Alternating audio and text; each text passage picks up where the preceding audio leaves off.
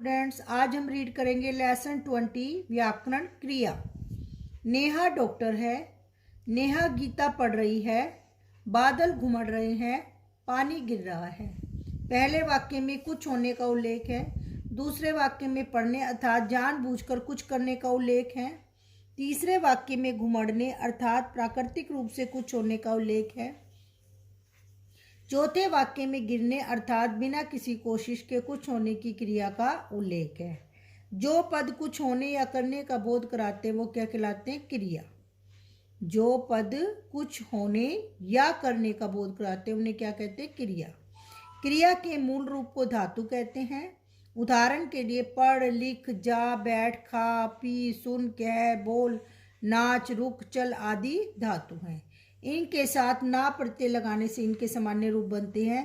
पढ़ प्लस ना पढ़ना, लिख प्लस ना लिखना, जा प्लस ना जाना, खा प्लस ना खाना आदि। क्रिया के दो रूप होते हैं, अकर्मक और सकर्मक। अकर्मक कुछ क्रियाओं में किसी कर्म की आवश्यकता नहीं होती, वे बिना कर्म के ही पूर्ण अर्थ देती है। जैसे सो, रो, हंस आदि। रमेश सोता है, रमेश हंसता है आदि। इनमें क्या है कि पद जो है कर्म के बिना ही पूरा अर्थ दे रहा है, तो ये क्रियाएं क्या कहलाएंगी? अकर्मक। इसी अकर्मक अर्थात बिना कर्म के। कुछ अन्य अकर्मक क्रियाएं हैं, जाग, उठ, आ, जा, बैठ, अकड़, झुक, तन, फैल, लेट, मर आदि। सकर्मक क्रियाएं कुछ क्रियाएं तब तक पूरा अर्थ नहीं देती जब तक कि उनके साथ कोई कर्म ना हो। जैसे पढ़, लिख, खा, पी। तू पढ़, क्या पढ़? तू लिख, क्या लिखूं? तू पी, क्या पी? तू पुस्तक पढ़, तू निबंध लिख, तू केला खा, तू दूध पी। ये क्रियाएं क्या है? सकर्मक। इसी प्रकार से कुछ अन्य सकर्मक क्रियाएं जैसे तोड़, जोड़, फेंक, उठा, बेच, खरीद, ले, दे आदि। सकर्मक क्रिया के दो भेद है, अकर्मक क्रिया और द्विकर्मक क्रिया। अकर्मक क्रिया जिस क्रिया का केवल एक ही कर्म हो उसे क्या कहते हैं? अकर्मक क्रिया। जैसे मैं किताब पढ़ता हूँ, इस वाक्य में एक ही कर्म है, किताब, तो यह कौन सी क्रिया हुई? अकर्मक। द्विकर्मक क्रिया जिस क्रिया में दो कर्म जुड़े हो उसे क्या कहते हैं? द्विकर्मक क्रिया। जैसे शिक्षक ने विद्यार्थी को कविता सुनाई, इस वाक्य में विद्यार्थी और कविता दोनों पद कर्म है। द्विकर्मक क्रिया की पहचान, वाक्यों में क्या और किसे लगाने से पद का ज्ञान होता है, पद के कर्म का ज्ञान होता है। यदि ऐसा प्रश्न करने पर एक ही उत्तर आता है तो वो क्रियापद क्या है? अकर्मक। और यदि दो उत्तर आते हैं तो द्विकर्मक होगी। इसके लिए हम उदाहरण देखते हैं। शिक्षक ने क्या सुनाई? कविता। शिक्षक ने किसे सुनाई? विद्यार्थी को। इस प्रकार वाक्य में क्या और किसे के उत्तर में अलग अलग दो कर्म पद आए, दो कर्म पदों के कारण सुनाई क्रिया द्विकर्मक है। सकर्मक क्रिया का अकर्मक रूप में प्रयोग, जहां सकर्मक क्रिया से केवल क्रिया के होने या करने का बोध कराया जाए तो वह क्रिया अकर्मक हो जाती है। जैसे रामलाल गीता पढ़ता है को बदलकर कहा जाए रामलाल पढ़ता है।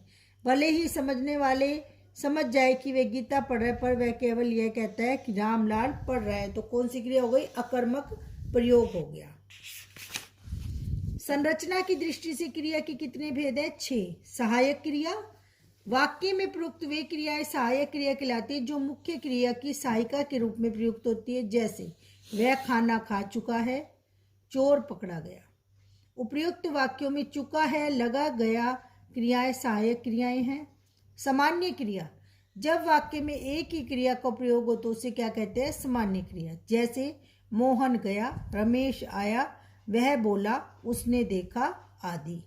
संयुक्त क्रिया, जब एकाधिक क्रियाएं जुड़कर किसी क्रिया को पूर्णता देती है तो क्रियाओं का वह सम्मिलित रूप क्या कहलाता है? संयुक्त क्रिया। जैसे वह कल बनारस चला जाएगा, उसने सोच लिया है, रमेश इस किताब को पढ़ सकता है आदि। नाम धातु क्रिया, मूल धातुओं से भिन्न जो क्रियाएं संज्ञा, सर्वनाम और विशेषण आदि से बनती है वो क्या कहलाती है? नाम धातु क्रिया। जैसे बात से बतियाना, गर्म से गरमाना आदि। नाम धातु क्रियाओं का निर्माण 4 प्रकार से होता है। संज्ञाओं से नाम धातु क्रिया, चक्कर से चकराना, गर्म से गरमाना। सर्वनामों से अपनापन, विशेषणों से नाम धातु क्रिया, लंगड़ा से लंगड़ाना, पागल से पगलाना।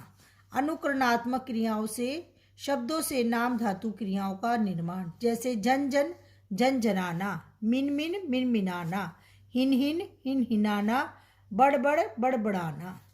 प्रेरणार्थक क्रियाएं, जब कर्ता स्वयं क्रिया न करके किसी दूसरे को काम करने के लिए प्रेरित करे तो उसे क्या कहते हैं? प्रेरणार्थक। जैसे मैंने आज उसे शिक्षक से पिटवाया, हमने उससे आज अणुशक्ति विषय पर बुलवाया, अध्यापक ने बच्चों से काम पूरा करवाया। प्रेरणार्थक क्रियाओं के कर्ता दो कर्ता होते हैं, प्रेरक कर्ता और प्रेरित। उदाहरण के लिए ठेकेदार मजदूर से ईंटें उठवाता है। इस वाक्य में ठेकेदार है प्रेरक कर्ता और मजदूर है प्रेरित कर्ता। प्रेरणार्थक क्रियाओं के भी दो रूप होते हैं, प्रथम प्रेरणार्थक क्रिया और द्वितीय प्रेरणार्थक क्रिया। प्रथम प्रेरणार्थक क्रिया तब होती है जब कर्ता कार्य में स्वयं सम्मिलित होकर उसको करने की प्रेरणा दे रहा है, जैसे माँ बच्चे को खाना खिलाती है। इसमें माँ स्वयं खाना खिलाने की क्रिया में शामिल होती है और क्रिया को करने की प्रेरणा भी देती है। द्वितीय प्रेरणार्थक क्रिया, जब कर्ता स्वयं कार्य न करके किसी अन्य को कार्य करने की प्रेरणा देता है तो द्वितीय प्रेरणार्थक क्रिया होती है, जैसे माँ बच्चे को खाना खिलवाती है। इस वाक्य में माँ स्वयं कार्य न करके किसी अन्य से करवाती है, जैसे पढ़ना से पढ़ाना, चलना से चलाना, पीना से पिलाना, देखना से दिखाना दिखवाना। जैसे आप इंग्लिश में करते हो गुड बेटर बेस्ट, तो हिंदी में भी इसी प्रकार से ये होती हैं, उठना से उठाना उठवाना आदि। पूर्वकालिक क्रिया, जो क्रिया किसी वाक्य में मुख्य क्रिया से पहले प्रयुक्त हुई हो वह क्या कहलाती है? पूर्वकालिक क्रिया। जैसे वह खाना खाकर बाहर चला गया, पुष्पा उठकर बैठ गई, वह बोल बोल कर थक गया, पप्पू बैठकर रोने लगा। इन क्रियाओं की पहचान यह है कि इनमें कर लगता है। जिस पद से कुछ करने या होने का बोध उसे क्या कहते हैं? क्रिया। क्रिया के दो प्रकार होते हैं, सकर्मक और अकर्मक। सकर्मक क्रियाएं भी दो प्रकार की होती है, एक कर्मक और द्विकर्मक। संरचना की दृष्टि से क्रिया के 6 भेद है: सहायक क्रिया, सामान्य क्रिया, संयुक्त क्रिया, नाम धातु क्रिया, प्रेरणार्थक क्रिया और पूर्वकालिक क्रिया।